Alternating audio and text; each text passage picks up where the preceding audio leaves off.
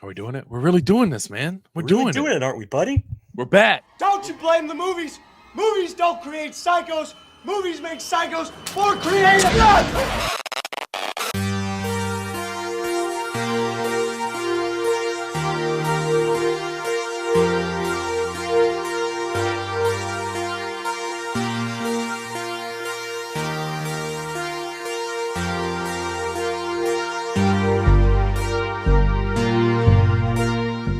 Ladies and gentlemen, episode 46, I think. Yeah, episode 46 of the Take One podcast. It's been a minute. I feel kind of weird behind the microphone, like a phony of some sort, because it's been so long since I've been on a podcast or recorded a podcast. I think it was the Jaws anniversary or something like that. I know we discussed Jaws last time we were on here, and that's been some months, man. We've been through the fall months, and then sadly through October, man. It's November 2nd. Halloween season went quick. Obviously, for us, it's always spooky season, but man, that October fall weather has come and gone, especially here in Virginia. It is absolutely cold as shit outside right now. Yeah. Like, man, it was 9 o'clock and I got up. I was off today and I let the dogs out and there was still frost everywhere at 9 a.m. I was like, this is brutal. I love it, though. I'm not even going to lie. Like, I don't know if it was, it was like an Indian summer here for a few days here in North Carolina. It was like really hot, like upper 80s leading up to Halloween. And then the night before Halloween, or like super early Halloween morning, dude, it dropped 30 degrees and got icy cold, and it was perfect. So I love it. I love the cold. I love wintertime. So I'm pleased. Yeah, I can say the same, honestly. I've never been a summer guy. Like, I don't like the heat. I prefer to be cold. I love a good hoodie, some jeans, and a hat. Like, that's my perfect like outfit to wear. So the wintertime has always been better for me. And then summertime, like I love going to the beach, but I don't go a lot anymore, especially the older I've gotten. I used to go all the time as a kid. It used to be like our getaway. We would go to Myrtle Beach every year. But yeah, man, I'm excited overall for the winter weather. And I'm just sad that the fall is gone. Like I wanted more of the fall. Every year it feels like Halloween season gets shorter and shorter. And I don't know if that's just because our love for it. But man, I felt like there was not enough days in October, period. Well, I refuse to let it go, obviously. I touched on this on my IG story. Like, no matter how much I try to savor each day of October, it's just never enough. And like, this was probably the best October I've had in a long time. Like, multiple trips to pumpkin patches, haunted trails with my nephew and friends, and trips with friends, and filming locations, podcasts, watch-alongs, growing my own pumpkins. Like, really made the most of October. But still, time flies, man, especially when you get older. It's just so fleeting. But it was good. It was, man. It was a great October. I think it's one of the best Octobers I've had in a while. It's crazy. There's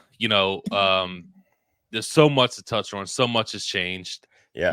Your boy is engaged. Well, hold on. Before I was going to say, before we get started, I wanted to make a toast and congratulate the now engaged Mr. Michael Bish. Very happy for you and Jacqueline. And so I just wanted to shout y'all out and congrats, man. He's off the streets. Very happy for you both. Thank you, man. I appreciate it. Super happy man. Be engaged. Never thought I'd be here, which I was fine with. It is what it is, but I got lucky, man, and I met a good one. So I'm in love, and I'm not afraid to, who knows? I'm in love. And she cooks good, man. Best chili of your life, right? Yeah. You should. Yeah. I'm glad you put a ring on that because, man, best chili of my life, garlic bread. The hospitality was unmatched. And so thank you to Jacqueline and thank you to you. It's great. Of course, man. And we're obviously, this is what this podcast is about. We're going to touch on our trip because there's some crazy stuff. I can't believe it's already come and gone, man. I know. I'm thinking about the stuff that we saw on our trip, and I can't wait to talk about it because I'm going to talk about it. I'm going to bring it up. All kinds of stuff, man. Yeah. But anyways, man, it's been so long since we've been on here. And we've watched so many movies since then. What have been some movies that are probably not rewatches, but newer movies that have kind of stuck out to you that you've watched? And I'll be honest, like for me, I haven't watched a lot. There's a few that I saw that you watched, that I plan on watching in the next couple of days. But how's horror in general been for you as far as new movies that you've been able to watch? I'm trying to think of like the newer ones I've seen. I think this year has been a letdown with new horror. I think last year um, was just a better year in the genre, and this year there's been a few that I've enjoyed. Skinamarink, um, The Passenger with Kyle Gallner is really good. When Evil Lurks is a fun one. That one's pretty nasty. But man, I really haven't seen too many to like advocate for. Like it's just been kind of a so-so year. Yeah, it's been kind of dull, but that's kind of the movie I wanted to really that like I think I was on TikTok and I saw that When Evil Lurks is streaming or something now. Yeah, it's on I Shutter. yeah, so that's one that I'm really excited to watch. I saw your score. I think you gave it 3.5 on Letterboxd, so that's exciting. I know Yeah, everybody is watching this new Hell House. I saw Is that that last night. that's a movie, right? Yeah, this a franchise. I've seen the first one. I Two liked it. stars. Two I liked it. stars from Did Kevin.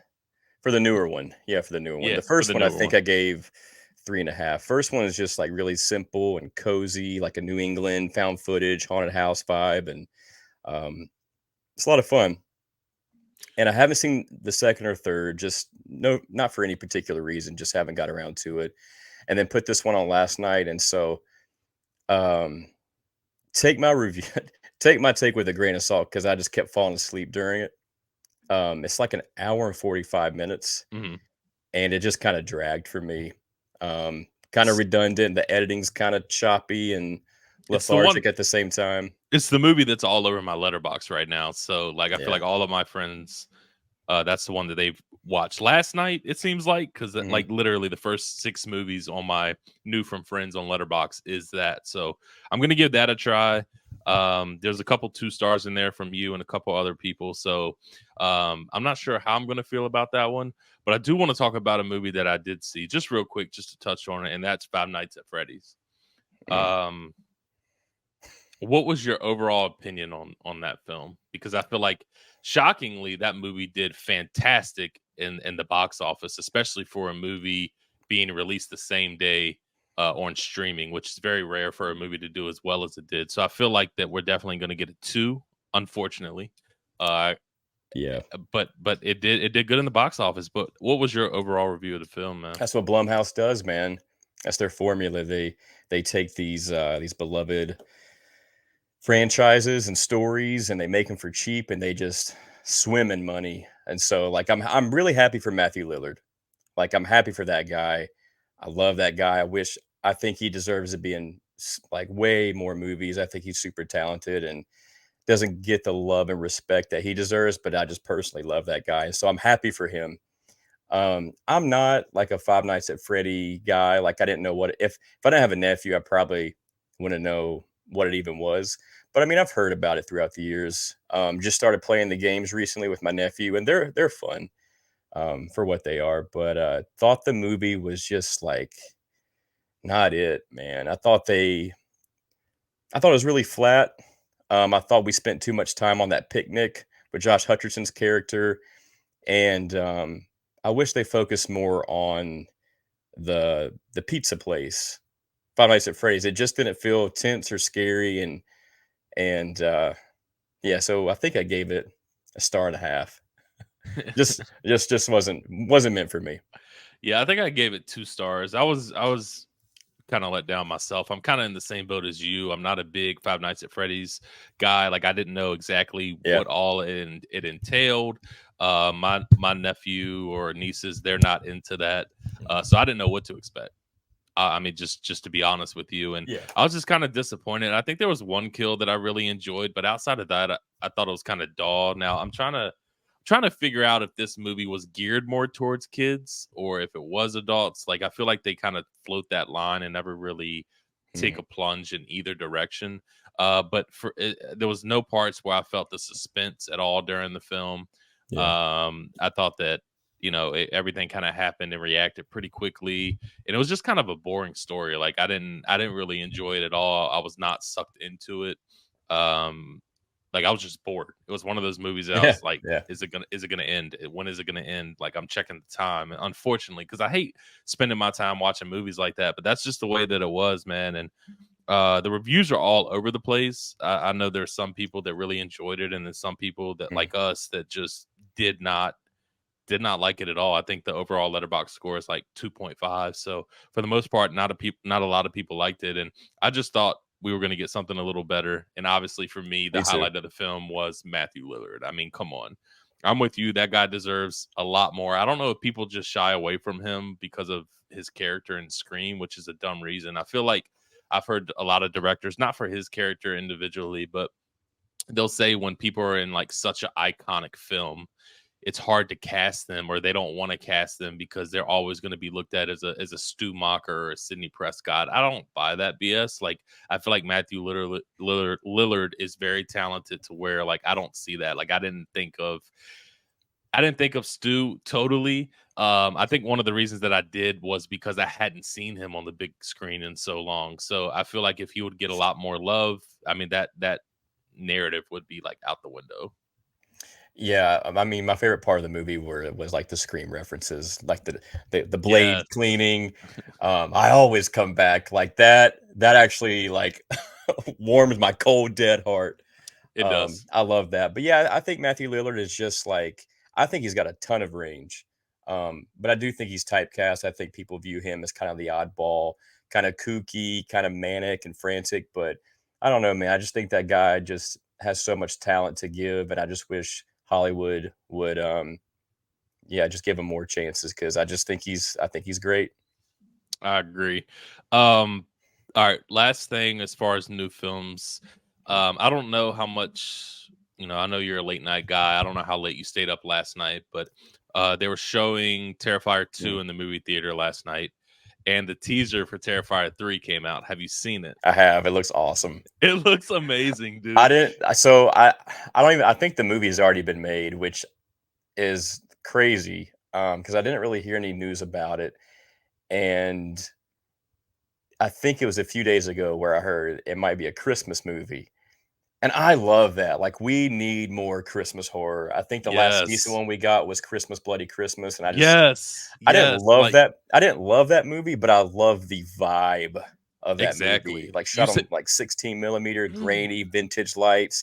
yes. Oh, yeah. You said it perfectly though. Like Christmas Bloody Christmas, I think one of the reasons why I really enjoyed it was because of the vibe. Like we don't Yeah. have a lot of Christmas horror films like at all. So the fact that and I haven't read too much in the Terrifier 3. Like I haven't heard a lot. Everything's been like super hush hush, Yep. which I enjoy.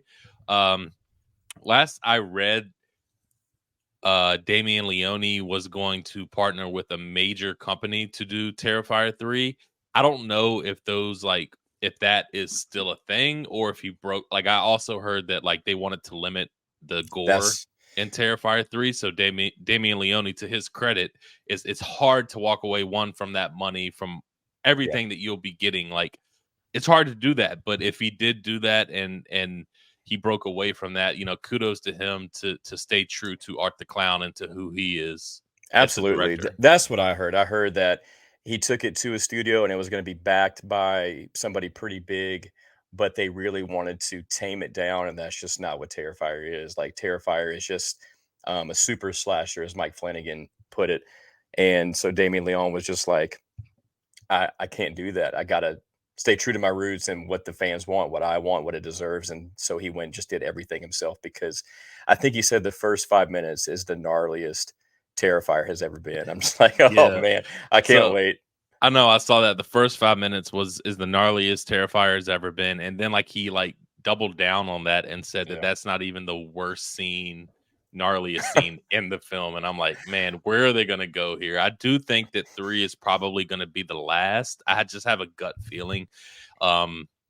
Just because he has come out before and said that he doesn't want to milk this down as well. He kind of wants to move on to other things as a director. I don't know if Art the Clown in general is going to die, but I do feel like this may be Damien Leone's like last project maybe for a while for Art the Clown and Terrifier. So I'm very excited that they're going down the Christmas route. The poster looks great. Teaser's And great. teaser is amazing. Like I hope they release like a 4K or like a HD version, not to where somebody just recorded it, because I would love to share that and put that out. And it's just super exciting, man. I don't know. I want to elaborate a little bit more on this. I know you said you watched Terrifier 2 recently and you kind of feel a little differently about that. Do you know what the difference is from watching it this second time or third time? I know you said you hadn't seen it since in your theater. I actually haven't watched it since the theater. Oh, you haven't? I think what it is, I think it's just the time we live in, where we're just so oversaturated with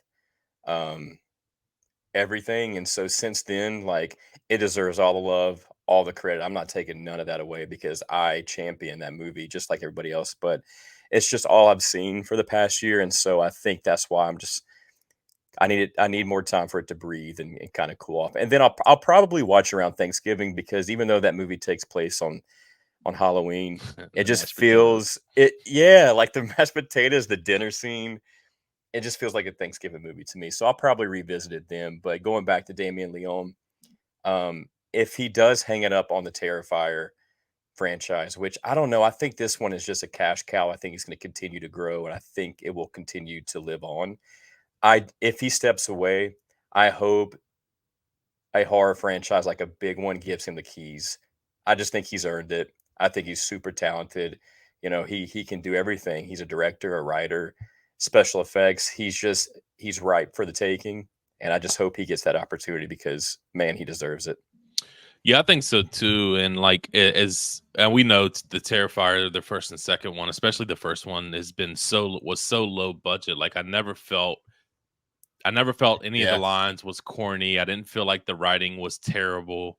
And he didn't have the money to back that up, and he didn't have top tier actors and actresses, and you don't need that. I mean, you really don't. I mean, we saw what Lauren Rivera did in the second film, and I'm with you. I think that he's earned that. I mean, how much worse could he do than what's out there now? You know what I mean? And we saw David Gordon Green, what he's done with the Halloween franchise, and then now The Exorcist. Like, and I don't know if David Gordon Green, like I can't think off the top of my head if I've seen any other films that he's been a part of or directed, if they're good or not. But I don't think horror is his genre, and I think Damien Leone, like he is horror. Like he knows what it is, he knows what the people wants, and I do think that if he does get the keys to a franchise, especially one that could be very gory, like a Friday the 13th, that or Evil Dead, I would love to see him tackle.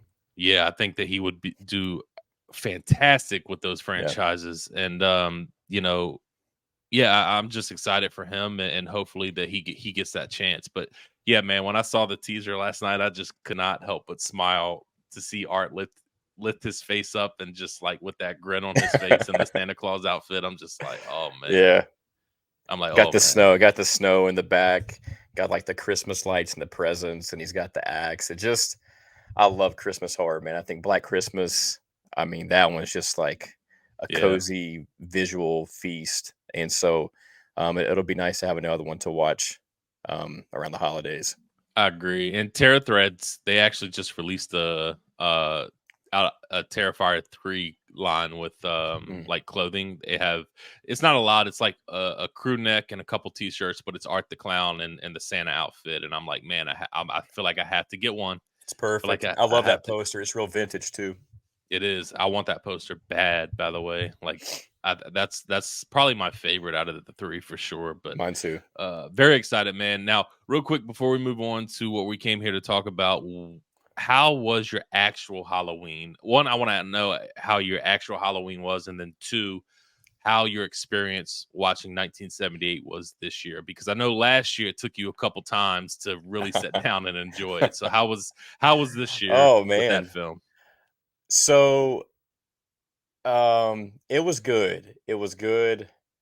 There weren't many people in there, so I'll just touch on last year. Last year was my first experience seeing 78 on the big screen, and I saw it in Pasadena, which is like incredible.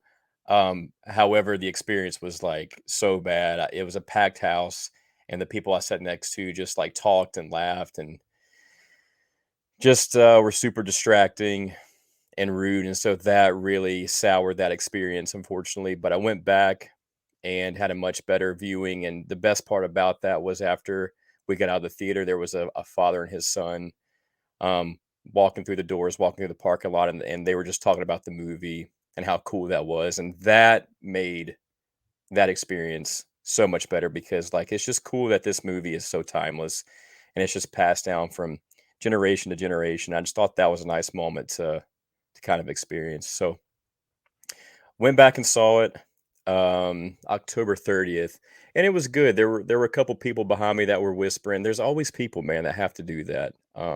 I've never understood it. I've never like as soon as I get in there and sit on and get my seat, I'm not talking. It's just I just can't. I just don't ever do that. And you're not supposed to do that. But people like to, and so there was a couple chitter chatters here and there, and I just moved to the front, and it was good. It was good. Good Um, man. Good man. I'm yeah, glad you had a better experience this me year too. for sure. Yeah, I went and saw it as well. Same night you did, October 30th. I know Regal was showing it, and that's where I saw it last year for the first time as well. But when I went to search it this year, the closest Regal that was showing it for some reason was like 80 miles, 70 some miles away. And I was like, man, that's just not doable. So I just typed in Halloween 1978 showing in the area, and we found this old style theater that is it's you walk in, it's very small, it's like one screen. It was a packed house. Yeah. There were no chitter chatters during the film. Real quick, also, what I love about those old school theaters, the snacks were cheap. I got a medium drink and See, Reese Pieces for $8. yeah, we got a theater here in Kannapolis. It's like 35, 40 minutes away. It's called the Gym Theater. And just like old architecture, big red curtains, and the food's cheap, candy cheap. It's like $1 for candy, I love which is that. how it should be. And so I wish they would have shown it there.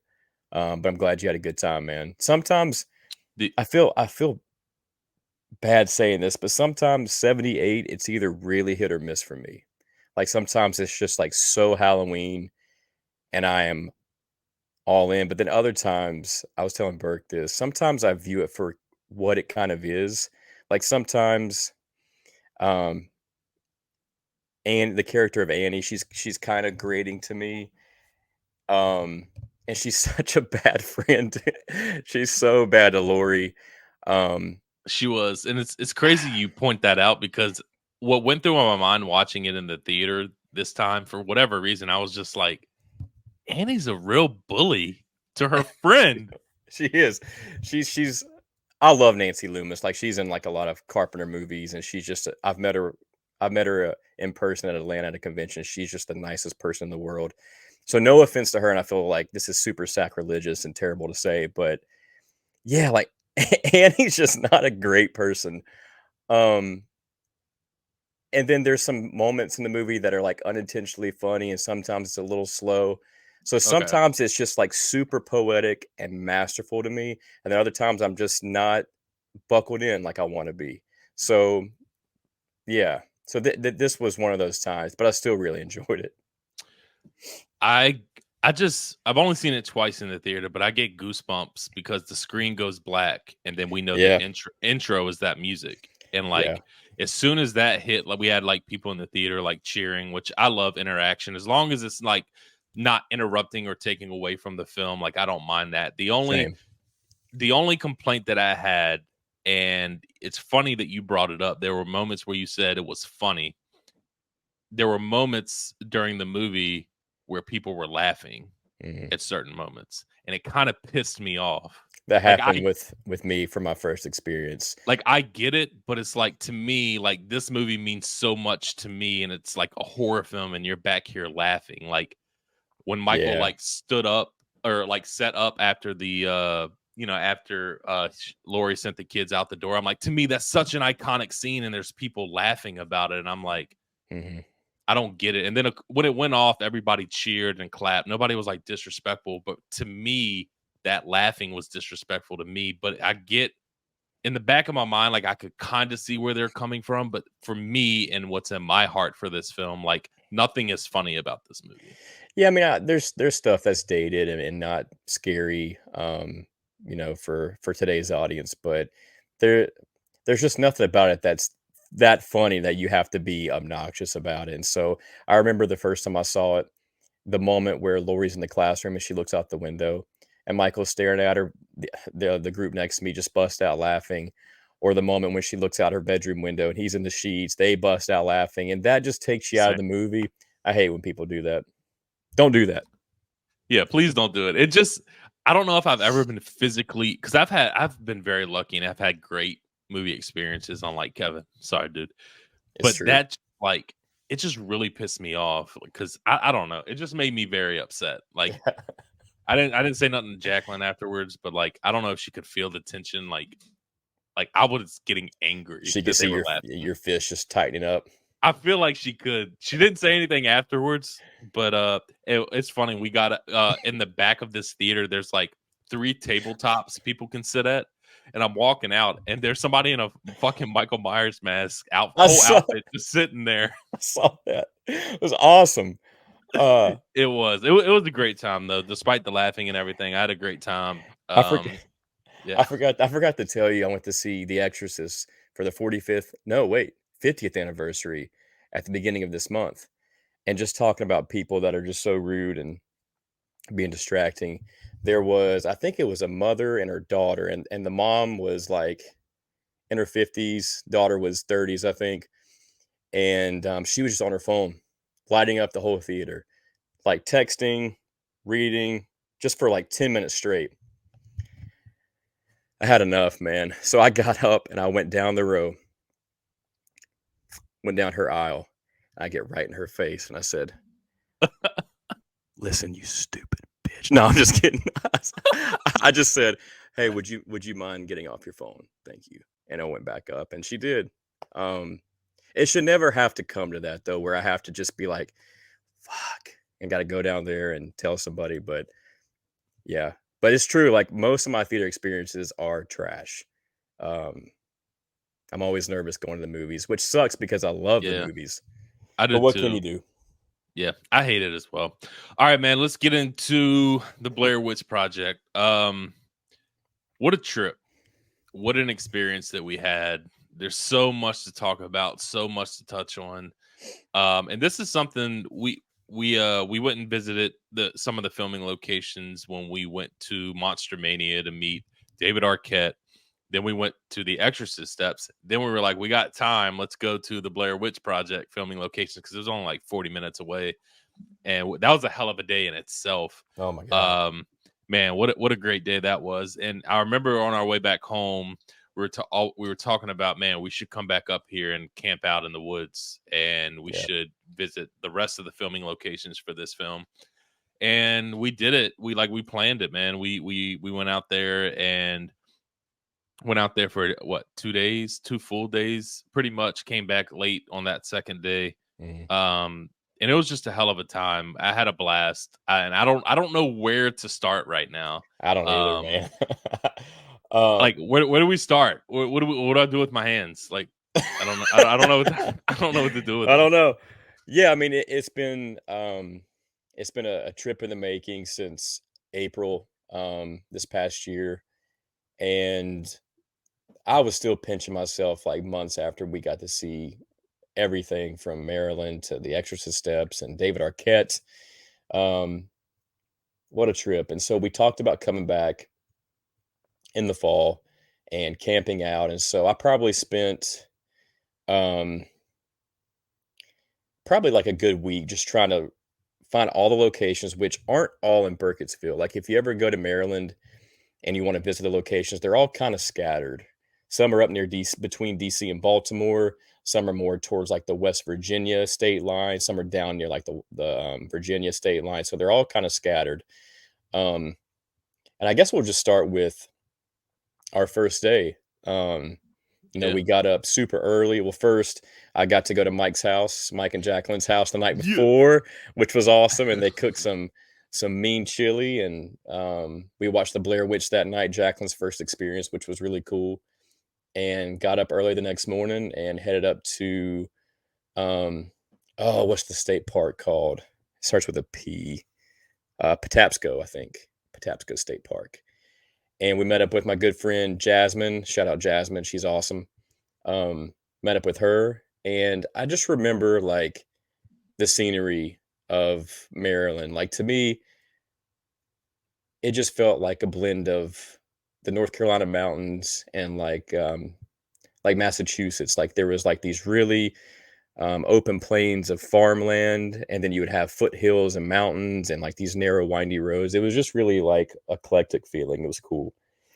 So, um, yeah, the very first location we went to was actually the ending of the movie, which was the plot of land where the house once stood, the Rustin Parr house, where the big climax of the movie takes place. And it's like such a hidden little farm Yeah. road. Like it's just off this beaten path. You'd miss it a million times out of a million. And yeah, so we met up with Jasmine and walked down this road. It was freezing cold. It Freezing was. cold. It was. By the time we left the location, Kevin made the right decision because I was hot and sweaty. Yeah. Kevin was like, "Do I bring my hoodie?" No, he's like, "No, I'm gonna experience the cold. Well, I Like had I'm my gonna Blair let Witch it." t-shirt. I was like, I gotta wear my t-shirt. I gotta get that on camera. I don't want to wear a hoodie. It's too hot. I'm just gonna go through the cold. But before we did that, do you remember that big ass like bump where the train tracks were? Oh And, man, and dude, you hit that thing, we went, well, boom, went flying over it. we did. I Oh tried to my keep god. talking like we didn't just do that, but it was hard not to. We did. We Oh did. man, we were like Dumb and Dumber and the Shaggin' Wagon, like the big mud van where they just go airborne. It Um, was. I definitely got to get new suspension for sure. God. But yeah, then But we it was an experience. That first location was an experience in itself. Kevin did a great job locating where the house was because it's no longer standing. right. So being able to find it exactly where it is, it was an experience trying to find it in Mhm. general because Kevin had reached out to somebody, they didn't respond. It's so it's hard to find those stuff, especially when they're not there no more. You're like, where exactly is this? But Kevin did a great job. It took us a few minutes once we got into the woods to find out exactly where the house was standing, but we matched up a couple trees and we saw the foundation of the house. Some of the stuff was still Yeah, there, like some of the brick and all that. So once we found it, man, I instantly got goosebumps. that was cool. Yeah, so I think it either collapsed or was tore down in 2003. Like it was super decrepit and unsafe for anybody to be like going near. And so I think it just collapsed and then they just buried it where it once stood. But if you do go there, there's still like little pieces of remnants, and I'm gonna show one of them right now. Hang on. This is very interesting, y'all. We did great. We're famous for taking remnants.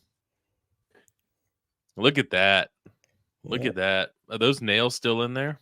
See, I got some nails in there.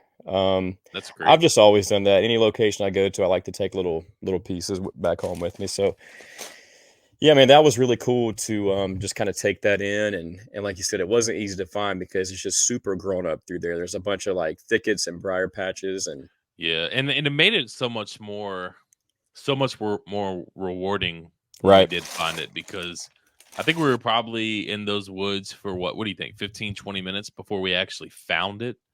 yeah, yeah, Yeah. I think I something like think s- that. I think so too. So being able once you're like, "Oh shit, this is it." Like it like instantly hits you and like Kevin said, the climax of the movie, you got like, "Damn, like is it this was where Mike was standing in the corner. Yeah. Like this is such an iconic place to be, and it was just so surreal to be there. And I took remnants of the house as well, and I have those. It's just so cool to keep, and that was such a great experience, dude. Yeah, arguably the greatest ending in horror history, in my Yes, opinion. And to be there, like I just never want to leave because you never know when you're going to be back, and you don't know uh, if there's anything you missed, and so you just try to soak it up as much as you can. But super grateful that we got to find it and got to take that in. So that was the first one we checked off the list, and we were really lucky this trip because there's some places that are like off the map. You don't know where they are, and we got yeah, really lucky with a couple of them we'll touch on in a little while. But yeah, that was the first one. And then second one was we started making our way back towards DC. I believe it was Mike's house. Yep. It was Yep. Mike's house. Yeah. Mike and then Heather's house. Mike and Heather's house, which are probably like 15 minutes apart from each other. Mike's house is just a really quick shot in the movie where Heather's hanging out the window and Mike, goes through the red doors, closes the door, he gets in the car, and that's it. But stop by there, really pretty neighborhood. I don't know how they found that house. I don't know if it was like a crew member's house or what, but it's just, in the middle of nowhere. And then Heather's spot was really cool. We spent some time there just recreating that shot. We did. I love that shot of when, hey, it's Mr. Punctuality, and Heather and Josh just do that really cool shot where they spin, and we just kept doing that. And Jasmine got a really funny video of us doing it. She did. Post. Yeah. So shout out to her. And that was a really pretty spot. Yeah, that was a cool spot to be at too. Just Kevin taking great pictures as well. Like, I thought you got one of the coolest pictures of the whole trip. Yeah, sick. Yeah, it's very sick. And then turned out good. Being able to be like Kevin bringing the camcorder I thought was a cool prop to have, and being able to stand and hold it right exactly where Heather was standing right there at the house. I think that's an iconic shot as well. That was super surreal. And yes, recreating the whole spinning scene at Heather's house. We got dizzy. We did, at least. But it was worth it. We got some really cool shots out of that, and yeah, just really pretty. Like the fall colors were popping.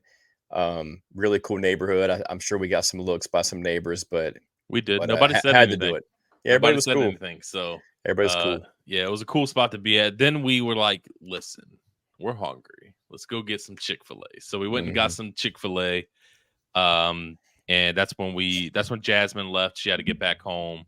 Yeah, and that's DC traffic is the worst in the world. Yeah, Kevin was saying that on our way back home. I was like, man, it's like this every day. Like, you either got to go get through DC super early, which we did fine going up. Like, we left early enough, I think, to miss that morning traffic. And then on the way back, it was terrible. It was terrible. We were in traffic for, I think we added like 45 minutes to an hour to our trip, which sucked. But it is what it is. Like, it was still a great time. But yeah, we went to Chick-fil-A.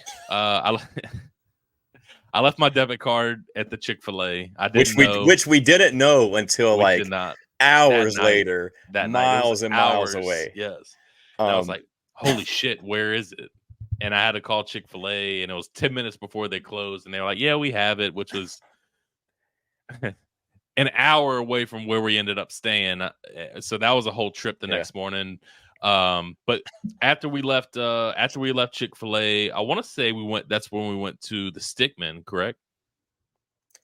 I think so.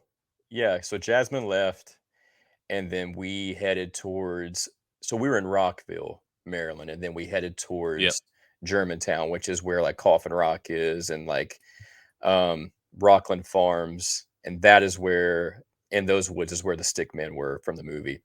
So I thought from all my research we would just have to park, on the side of the road somewhere. But luckily there's like a little pull in. I guess it's just like I don't know if it's a state park there, if it's part of Seneca Creek State Park, and it's just an area where you can pull in like a little gravel lot and you can just hike through there. And so yeah, we got lucky with that. We got like, lucky. where the hell are we gonna park? But yeah, like Kevin said, it was like a pull in because they had a bunch of trails that you could walk. So we got lucky with that. Got lucky, and then we had like an option of, we had like 3 options of trails, and we took the right one, and we walked a little ways, and I was like looking at it because I had the locations of where the Stickmen were in the woods on my map. I had that screenshotted, so I was kind of going off of that picture, and also like my GPS maps, and trying to match up both of those. So we would just kind of veer off into the woods off the trail and just try to hope that we'd come across them. And it took a little bit, but we did. And I remember I was in front, and I saw the first one. I was like, I think I see one. And then like the woods just opened up, and they were everywhere, man. It was so sick. Um, and it was really quiet. And then it got really eerie for a little bit. I remember we were taking pictures, and then we started hearing some stuff. We did. And We did. and I caught it on camera. Mhm.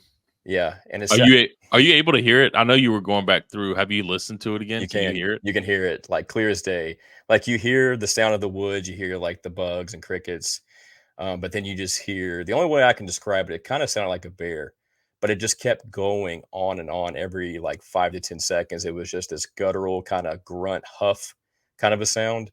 Nothing I've ever heard of before. And I live in the South. I've heard all kinds of sounds, but nothing It's I've ever heard before. Yeah, it's crazy. And I'm gonna back up just a little bit.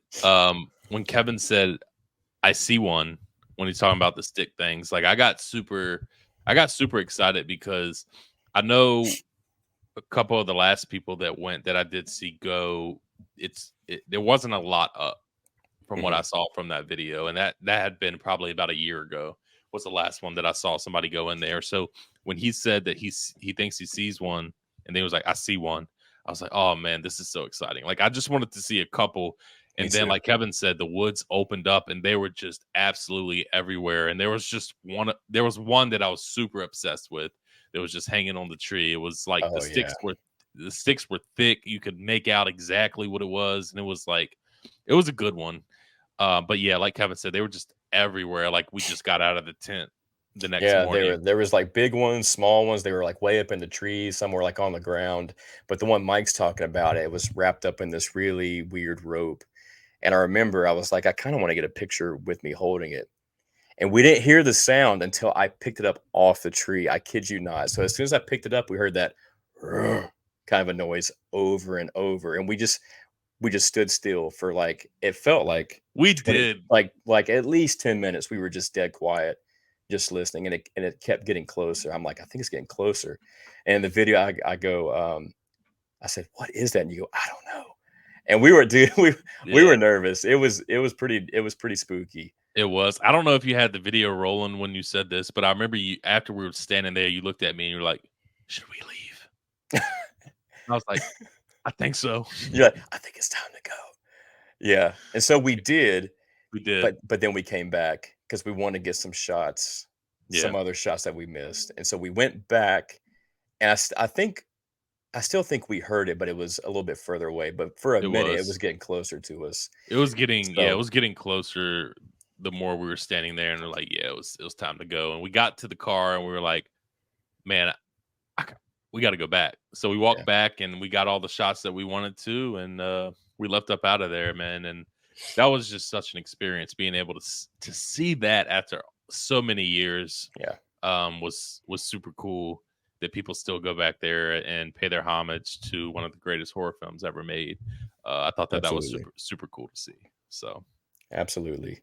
And our then we yeah, yep, then we made the trek back to Black Rock Road, man, which I love that road. It's just down this like yep, it's like in a nice neighborhood area, but it's tucked away in the woods, and like the leaves were popping.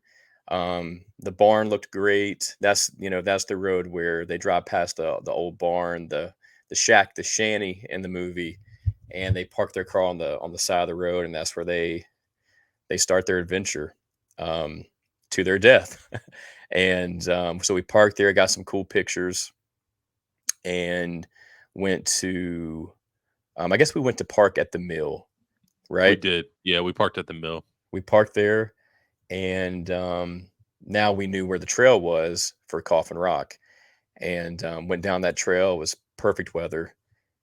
Got there and just soaked that in again. And what a cool spot, man!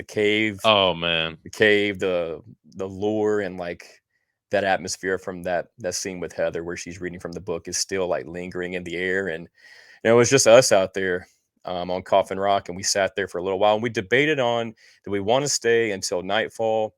And because like one of the things we really wanted to do was to experience um, the woods, those locations at night in the dark, just like Heather, Mike, and Josh did. So we were like, we could stay and just hang out here until nightfall, or we can go, go in town, get a drink, get some food, and then come back a little bit later. So we opted for the first one. And I ran back to the car because I had to get something. I was gone for a while too. Mike was Yeah, like, "Are you dude. dead, man?" Kevin was gone for a while. I really like, and this is like when like the sun was going down, so it started to get darker and darker, and Right. I'm like, "Fuck, I'm out here by myself." I'm not gonna lie. I feel kind of like, where the hell did Kevin go? Like, what happened to him? I don't know Yeah. what he did. I still don't know I what he kept did. forgetting stuff. Like I went back to get a lantern, and then I think I had to get a new camera battery, and then I forgot my VHS tape. So I kept going back. Like You I'd get, brought that bag, right?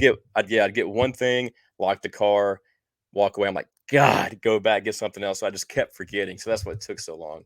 But I got everything and got back just before it got dark, and so we had a lantern out there.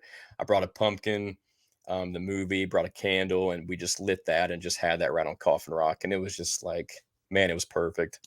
Yeah, I'm still like debating, and we're gonna talk about it at the end because it's very hard to pick what my favorite moment of this trip was. But I don't know, man. I've always loved being able to have just like the experience of watching a film exactly where a scene took place or where it was filmed. So we put the movie on our phone, on the tripod, on Coffin Rock, and we got to watch the Blair Witch Project at night on Coffin Rock while Kevin was eating Vienna sausages, while we Yep. had a candle going, while there was a pumpkin there. Like the vibes were immaculate. I Yeah. live for good vibes. I'm telling you now. And there was nothing more vibing than that experience right there, Yes, being man. able to watch that film on Coffin Rock. Like that's just, this trip is something I won't forget, but that moment was something that I'll always cherish. It was a phenomenal Yeah. feeling for Yeah, me sure. too.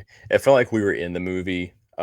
We had everything there that we needed. All we had the sounds of was the sound of the movie and the stream next to Coffin Rock, and just super immersive. And I'll never forget this feeling. We were watching the movie, and I get this same feeling every time I watch the movie. It feels like the movie's watching me back. Like the scariest movies are the ones I feel like they're watching me back. And I remember we were sitting there, and we kind of looked at each other, and it was just really like chilling because it felt like the woods were watching us from behind. And It did. then we heard some stuff too. We Um, did. Like there was a moment where we were watching the movie on Coffin Rock, and like you know how you get those instincts and those feelings to where somebody's watching you, like to Kevin's point, like I felt like the hair was standing up on my back. Not yeah, that I have a lot, by the way, I promise. But like it just like I got goosebumps on my shoulders, and like I felt like I was being watched. And it was, for a moment, it was one of the creepiest things mhm. I've ever felt in my life, because as soon as I felt that, obviously I take the flashlight and I shine it into the woods. And if you've never shined a flashlight into the woods, it's one of the creepiest things ever. You're just waiting to run that flashlight by somebody's face. You're waiting to And see yes. Mary Brown from the Blair Witch Project staring at you. Like Ooh, that's all I kept waiting to see was just her staring at me. Ooh, but yeah, like you just feel a set of eyes or many sets of eyes just like watching you. And that's something I'll never forget. Was like how immaculate the vibe was, but also the feeling of being watched. That was crazy. And then we heard something that yeah. I don't know what it was. It sounded like something from the movie, honestly. That was creepy. And so we hung out there for I don't know, man, a couple hours probably Yeah, we did. before making the trip back at night. Yep. Yep, we did. And I remember we were like, okay, it's time to head to where we plan on staying that night. And I remember we were packing up, and I don't know, I just have this very eerie feeling still as we're packing to leave. And I remember shining my flashlight, and A coyote. I'm shining it, and across the water, across the way. I mean, it was on the same side as us, but it was still kind of It's across kind of the like in the water. marsh a little bit over there. Yeah. It's just my fear, like I was talking about earlier. Like I'm shining the flashlight, and then I see two bright eyes staring back at me, and I'm like, "What the fuck?" Like it creeped me the hell out, and I was like, "Kevin, what is that?" And Kevin's like, "I think it's a coyote or a No, deer." no, you said No, coyote. I was I like, did say coyote. I I said, I did think it's say a deer. You're coyote. like, it's a coyote, man. I was like, Yeah. Kevin was like, "No, no, that's a deer," and I'm like, "That's a coyote." And then it's a like coyote. Yeah, that's a and then like skinwalker. Kevin's like no worry in the world continues packing up, and in the back of my mind I'm like, that's a fucking coyote. And then I'm helping pack up too, and then like 3 minutes later I shine my light and it's still there. I'm like, Kevin, I think that's a coyote. And he's like, no dude, that's a deer. Oh man, you're so worried. But then I was. the thought came across my mind was like, it looks like a deer, but what if it's not a deer? And so we finished up packing and made our march through the woods, which was really creepy because you're still waiting to see something. Yeah. But that was also just really cool to be in the same woods, which we learned from Susie Gooch, who is the mom. We'll get into our like super awesome moment with her in a little bit, but she told us that they filmed the majority of like the scenes in those woods that we were in, specifically like the scariest moment in the movie where the tent attack scene with the ghost children was filmed in those woods. So that was just cool to like be in there at nighttime, um, in October in the cold spooky season. It's just perfect. It was. All right. So now we leave Coffin Rock Yeah, to here we go go. stay in the exact hotel where Mike, Heather, and Josh stayed.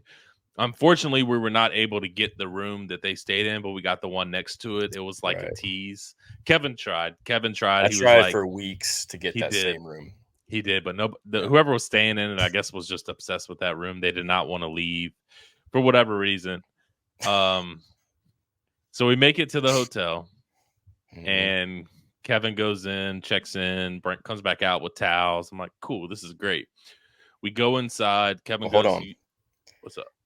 So when we got there, I get the towels and I get in. I remember just turning, looking at you like, Yes, you you remember did. that? You did. Yes, you did. So I go in and it's the Hillside Hotel in Knoxville, Maryland. Same exact hotel. Still looks exactly the same all these years later. And I go in and it's the same gentleman I've been trying to like convince to let us get the room for like 2 weeks. I've just been annoying this guy, pestering him. Um, and it's him. And so I'm just telling we're here to check in, room 117. And I don't remember how this conversation got started, but Oh but man, I'm but but he starts talking about how some dude was found dead either in our room or in one of the rooms where we're staying at towards the end of the hotel. And so I'm just like, what? Is it our room? And he's just like, he doesn't speak English very well, but he was just laughing and he was like, no, no, no, no, no, no, it's okay. It's okay. I was like, no, man. And this was like when I was supposed to hand him my debit card to pay. And I wasn't going to give it to him until he told me what room it was, and he would not tell me. So like right then and there, everything was just off and weird. And he still wouldn't tell me. I'm like, is it our room? Are you serious? And he's like, no, no, no, no. So then he hands us our towels, hands me the towels, and I get in the car. I just turn to Mike. I'm just like, dude. And I tell him the story. He's like, what? So that was just so weird to hear and to like, because all you're thinking about is it's definitely our room. The dude was definitely dead in our room. 100%. This dude's messing with us. yeah, Something's gonna he was happen. like, this dude kept calling me all week, bugging me about this room. I got him. I'm We're gonna put putting him him in in the it. dead man's room. Yep. Yep. So we pull up, and I remember the vibe feeling off. I don't know if you did, but our room is to the left side of the room Mike, Josh, and Heather stayed in. So we go up to the door, we open it, we go inside, and it looks decent enough. Like it smells like potpourri, like it looks presentable, for like a 2-star hotel, whatever it is. And so I go to the bathroom, and Mike starts checking, the bed, the mattresses for bed bugs and for whatever else. And I just hear Mike go, Kev, Kev, we got to go, man. We got to get out of here. I'm just like, what? He's like, man, just it's all good, man. You just finish, go to the bathroom and I'll show you when you get out. I said, no, you tell me now. And so I'll let you take over from there, man, because I could not believe what was in our hotel room. So I am What'd you find, Mike? So I'm checking the bed. And I'm like, first one doesn't look bad. Pretty good. I go over to the one next to the window and I lift up the mattress and I see a Ziploc bag full of syringes and needles. And I just drop it. I just dropped the mattress. I'm like, you got to be shitting me. There's stains on the mattress, on the sheets, on that bed. I don't know what was going on in that bed, but obviously they were not just coming there to stay and hang out. And that's when I told Kev, and Kev was like, "Are you serious?" And then Kev finishes and comes out, and I'm like, "Yeah, go ahead, lift it up. I'm not lying." He's like, "Well, I don't want to poke myself," and I'm like, "You're not." I was scared to lift the mattress. I was like, "Where are they at?" And that was a thought of mine. I'm like, thank God I didn't poke myself, but it was kind of deep on the backside, deeper in towards the middle. But I lifted it up, and we found needles and syringes and heroin, meth, whatever it was. It was. Just a nasty bag. I got a video of it. I didn't post it just because. Yeah, I don't know. It still makes me like, I feel dirty talking about it, and I just showered. I might have to. Yeah, it was just a bad experience for real. And then Kevin went and got his money back, and well, I went and told the owner, the manager, whoever, what I was like, hey, we got to leave. I'm gonna need my money back. Here's what happened. He didn't know what to say. I mean, what do you say to that? So we left, got the hell out of there. Before we did, I took some pictures of just the hotel, just to have some videos to put with the film locations video that I'm making. But I remember standing outside taking pictures and videos, and there was some dude a few doors down with his door wide open. He was sitting between the door and like the little sidewalk in front of the rooms, and he was just talking out of his mind about like crack and all kinds of stuff. And so I was like, man, we got to get out of here. So we did, and we went to the Sheets. Yeah, we went to Sheets. Parked there because now we're, it's, I don't know what time it is. It's like 10:30. We're tired. We've been going all day. We're hungry. Where are we going to stay? And for some reason, Maryland is just like, the hotels are so high. It was like 150, 180 just to sleep for a couple hours. And so we looked and we looked and we looked for, it seemed like an hour. Calls. Sorry, my dog's at the door. Calling everywhere. I was ready to just kind of bite the bullet and stay there. But we found a place in West Virginia, Harper's Ferry, and that's where we ended up for the night. Got our dinner at Sheets, and that is the moment where Mike goes, I thought, I don't have my debit card, man. I don't know where my debit card is. So it must have been, maybe it wasn't 10:30. Maybe it was a little bit before 9:00. Hours have passed though. But it's been a long time. I'm like, Kev, can I Venmo you? Yeah. Which was crazy. Got our food from Sheets, went to Harper's Ferry, which was like 40 minutes away. Yeah. Nice hotel. It was. You did a good job on that one. Good hotel. I mean, that was kind of our only option at that point. So the next morning we get up super early from the hotel, leave there around 7ish, and we go to Burkittsville, which is like this super tiny little town in Maryland, and that's where the cemetery location is. And that was another moment that really stood out to me, just because like the sunrise was really pretty. It was very, very quiet, and just a really memorable scene from the movie, and everything still looks exactly the same.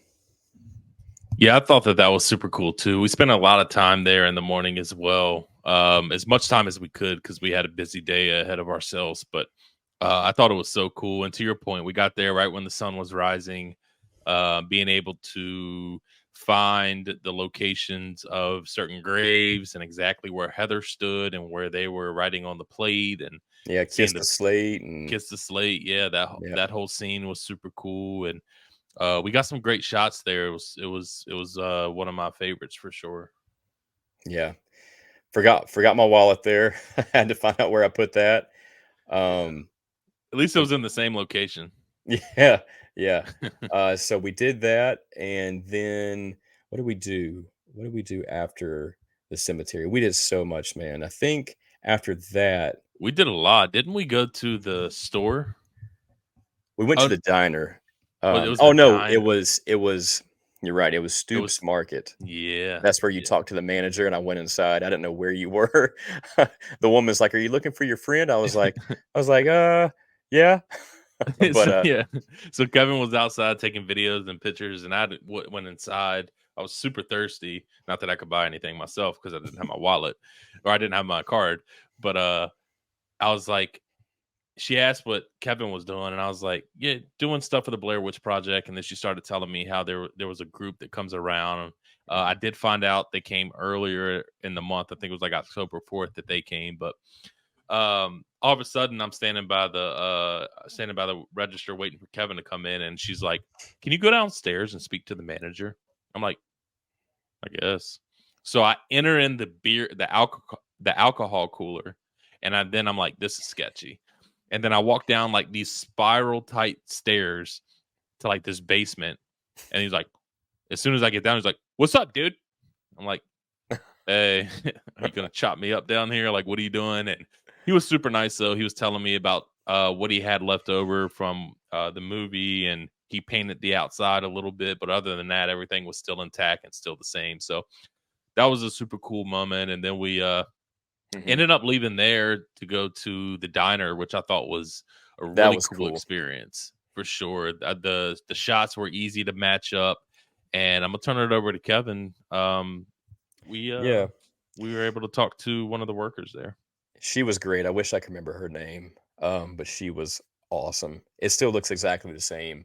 It used to be like an old country diner, but it's now a landscaping business, I believe. But when you go in like that, kind of stone fireplace is still there. The door is still there. The little spot where Heather, Mike, and Josh sat, where Heather's like, I don't want this to be cheesy. I want to avoid any cheese right there where that screen window is. It's still there. And you can just, I don't know, I could just feel that sense of them planning this trip. I could kind of feel like the aroma or like the energy of that old country diner feel, especially when the lady handed us an old menu, which was really cool. She gave us the old diner menu, and it just like the prices were just like for just like a platter of food, it So was like cheap. $6. Yeah, like a Um, cheesesteak was like what, $6, $7 with fries. Like it yeah, was so cheap. it's, The seafood was like $11. it's nothing. Yeah, Yeah, man, just to go back in time and sit there and enjoy one of those meals at that spot in that building where the windows are, because you just get this really pretty view of Maryland. Um, that was really cool. And then she told us this story of, I believe it was the owner of the diner at the time. It's a yeah, really tragic story that happened to his family, and how she thinks that he may haunt the place because she hears doors slam a lot, and the doors are like really heavy duty. Like we just like open them and yep. close them, and they're just like they're not easy to push open or close. There's no drafts. I don't think they have any. What did she say? They weren't. They didn't have any central air heat. Yeah, Because remember, she would have to come back at night because she lives so close to turn the heat that's right. off so the place wouldn't catch on fire. That's right. And so she hears doors slam all the time, which just like that just feels so Blair Witch to me. With how that movie feels of just this weird energy. But yeah, she was really great. She took her time to just be really accommodating and welcoming, and showed us, the menu and a couple other things from the diner. And so um we really took it in as much as we could there, because we had to get back to Chick-fil-A to get Mike's card. But we timed We it did. perfectly. We timed it perfectly. We did. We went back to Chick-fil-A, grabbed my card, grabbed food, of course. Mhm. And then we headed to our last stop for the day, Kev, and that was back to Black Rock Road and Yeah. that area, which was an experience for ourselves. And I'm gonna give credit to you because it worked out. So if you want to kind of dive into that and tell that story and that Yeah. experience. Yeah. So it was just a perfect way to um, cap off the trip. Meeting Susie Gooch, who is the mom with the little girl that's like terrified of the movie, and that scene for me, um, as short as it is, really, really, um, just elevates the lore of the Blair Witch, and it just gives you another sense of like dread and hush and spookiness about the Blair Witch Project. And so was very, very excited and nervous to meet Susie.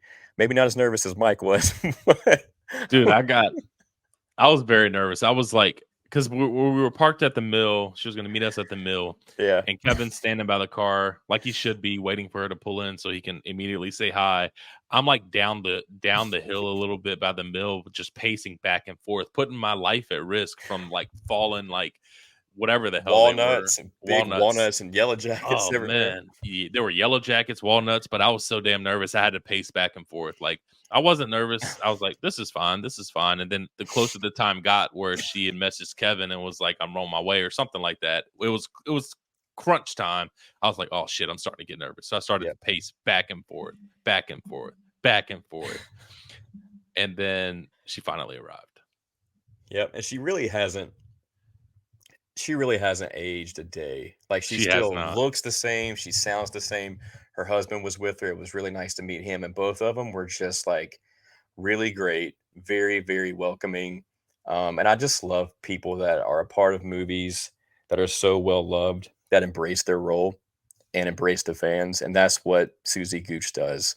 Um, she took her time to talk to us, to let us interview, and she was so sweet. She was like, I'm coming from work. I didn't have time to get home and freshen up, so you have to excuse my appearance. I was like, look, we've been on the road in the woods for 2 days. We look haggard and tired, so you're gonna have to excuse us as well. Yeah, I'm sure you look great. And she was like, she looked great, smelled great. She was like just she gave us a hug, and she was just like this yeah. like soft pillow, and she had all this hair, and she was just very kind, and I'll never forget that. Yeah, I think that's that's kind of what stands out the most. I mean, I've met plenty of people that have been a part of films. Kevin has too, but this was, I think, the first time I actually kind of reached out to somebody and asked to meet at a filming location. And she took the time to message Kevin back and be like, "Yeah, absolutely. I have a lot going on," but she took the time out of her day to meet us there. Kevin interviewed her. She signed a bunch of stuff for us, VHS tapes, a poster for Kevin, which that poster looks absolutely phenomenal with her signature on it. I Yeah, can't wait to see it up. But it looked phenomenal. She was just very nice, very accommodating. She told us behind the scenes stories that I yeah, hadn't heard before, which was really cool. And Kevin touched on it earlier about the film being filmed like 85% of it, the wood scenes, pretty much all the wood scenes was in those woods that we yeah, embarked on, that we were traveling through the night before and had done so before. So that was really cool. And just hmm, she did a really cool thing as well. Ingrid was not able to join us because she was working. Um, and we didn't, hey, that's totally fine. Like, Susie, you did great taking your time out of your day to come out here and spend with us. And she took it upon herself to reach out to Ingrid, and Ingrid ended up FaceTiming us, super um, cool. which was amazing. Like, she is super phenomenal herself, taking time in between, her job and her schedule. She was cooking dinner while she was, FaceTiming us. And that was just a super cool moment to be able to obviously have both of them like Yeah, semi next to each other in a virtual way.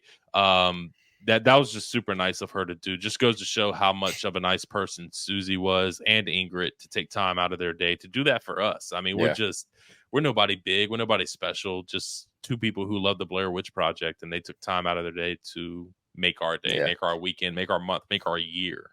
It really did make our year, and we're like you said, we're just a couple of Blair Witch fans that have reached out to her and asked if she could take the time to meet up. And she didn't have to do that. I'm sure she's been interviewed and messaged a ton of times over the past 25 years, but yet she still took the time out of her work day to meet up with a couple strangers.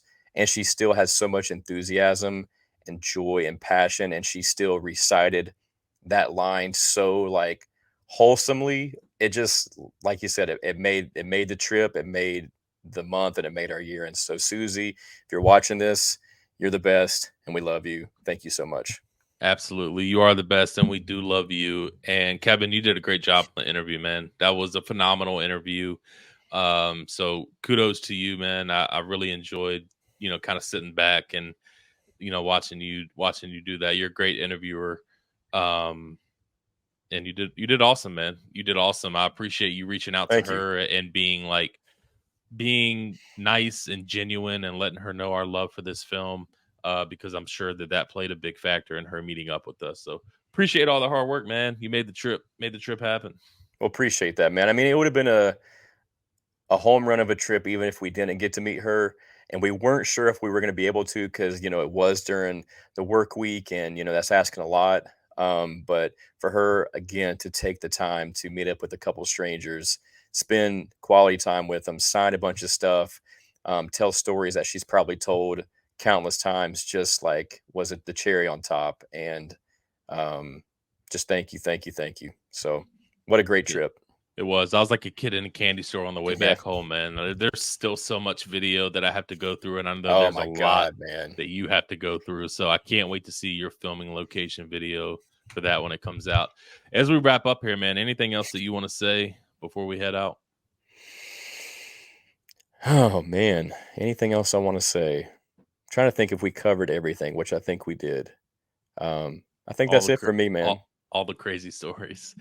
All Yeah. right. Well, I appreciate everybody tuning in and listening to this episode. I really, life has been crazy, busy, especially with work, especially with the holidays coming up.